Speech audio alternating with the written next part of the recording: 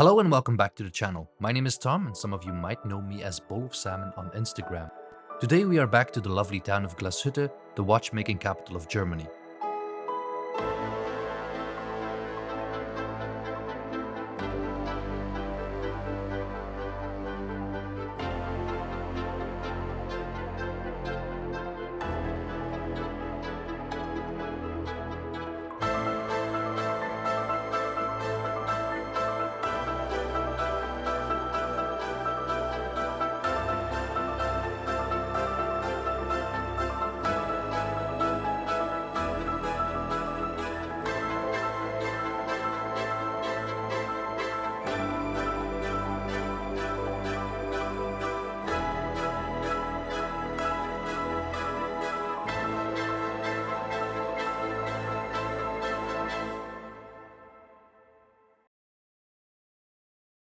While dive watches like the CQ range are totally up my alley, I actually fell in love with their blue Pano Reserve that I reviewed a while ago.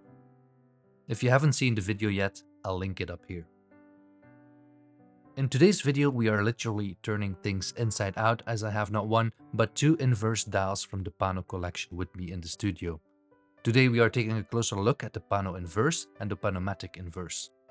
Both watches have been around for a while, and I know in terms of looks these are watches that are rather niche, but they make an excellent platform to showcase the skill and craftsmanship that goes behind the brand Glashutte Original.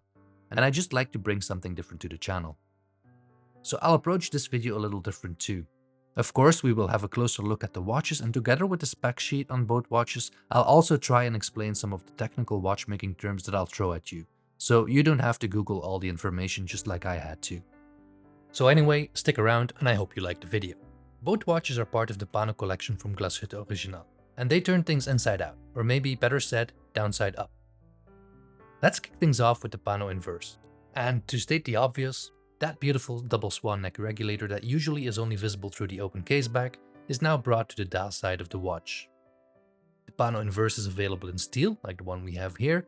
There's also a platinum version, and for the Year of the Dragon they introduced the red gold version too. Both models share a similar case architecture, a 42mm case, slightly larger than the regular production models like the Pano Reserve. We have a polished bezel around the sapphire, satin brushed case flanks, short lugs, and a sizable signed crown. And even with all the juicy bits already exposed on the dial side, there still is an exhibition case back. The water resistance is 5 atm, so technically a swim would be possible. This manual wound PanoInverse has a case height of 11.4mm.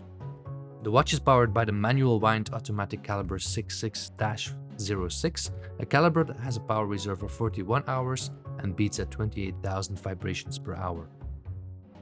Making the inverse layout possible provided some technical challenges, but the asymmetric dial layout is still textbook for the Pano collection. Two galvanic black subdials sit off-center to the left on top of that rhodium-plated 3/4 plate, with the top subdial showing the hour and the minutes, and the overlapping subdial below that showing the running seconds.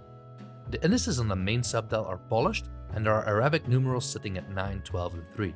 Those numerals break away from the more traditional indices that we find on the classic Pano Reserve, and they give the watch a more modern look. A power reserve indicator on the upper right shows you how much energy remains in the spring barrel, a handy thing to have around on a manually wound watch. Fully wound, you will get a power reserve of 41 hours. The PanoInverse is available on a synthetic strap, a bracelet, and I had it on this Louisiana alligator strap. I'll be honest, an alligator strap isn't my cup of tea and I didn't want to break it in, so I can't elaborate on it too much. The strap of course looks very premium and feels very solid, and from the build quality and finishing of their deployant clasp you notice just how much attention to detail the brand has. The clasp is signed with the double G logo, and it has a mix of brushed surfaces and polished chamfers. I need to thank Corey for bailing me out on this and providing me these images as I forgot to record the footage on the clasp. Definitely go check out his Instagram account. Now that beautiful butterfly on the dial is the heart of the movement and obviously the star of both dials. Two hand-engraved balance cocks bridge the balance wheel and are flanked by a duplex swan neck adjustment system. The double swan necks are polished, there are the polished chamfers, the engraving. There are just a lot of details to be enjoyed here, and when you look down on your wrist, telling the time won't necessarily be the reason to do so. If you're wondering about the double swan neck, the double swan neck fine adjustment allows finer adjustments to the balance wheel and helps shock resistance. One swan neck regulates the rate of the movement, and the other can be used to adjust the symmetry of the pallet fork to fine-tune the precision of the caliber even further. Let's jump over to the PanoMaticInverse now.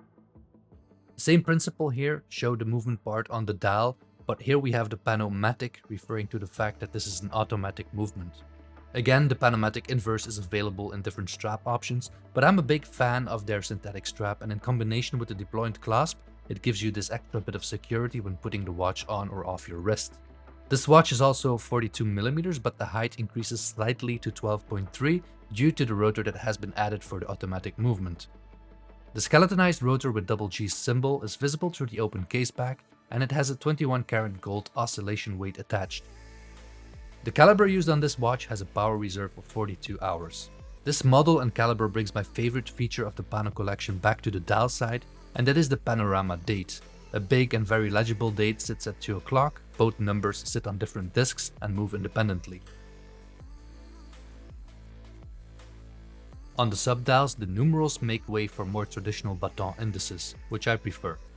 The blue on the hands and indices and the blue heated screws provide a lovely contrast against the galvanized rhodium 3/4 plate, and they pop out against the gold engraved balance cock. I promised to clarify some terms, so here we go. The 3/4 plate that you see on the front is a distinctive feature in traditional German watchmaking and is typically associated with watches produced in the Glashütte region. It's a single piece component that covers approximately 3/4 of the movements, and the main purpose of that plate is to provide a stable and sturdy foundation for the movement, ensuring that the gears and the other components remain aligned and secure. Usually this design reduces the number of components that are necessary, and doing so it increases the durability and reliability of the movement. The striping pattern you see on the plate is what is referred to as Glashütte stripes or Glashütte ribs. This decoration technique is the equivalent of Geneva stripes. It's a decorative finishing technique that consists of grinding broad, straight stripes on parts of the watch's movement, the plates, the bridges, or the rotor. They bring a layer of sophistication, and depending on how the light hits it, you will see that really silvery gray, or it will render more like a dark gray. If we take a look below the swan neck regulator and the balance bridge, we can see some of the perlage applied. Perlage is a circular graining technique often applied to parts of the movements, or like here in this case on the bottom plate. The technique results in a pattern of partially overlapping circles. You know how watch movements often state things like 21 jewels? Well, on the dial side we can see some of those purple rubies or jewels that are used in the movement. These jewels don't necessarily serve a cosmetic function, but they act as a bearing to reduce the friction in the moving parts of the components. On this watch we can also find some of the jewels mounted in gold chatons. The chaton is a circular piece of metal, or gold in this case, that holds the ruby in place.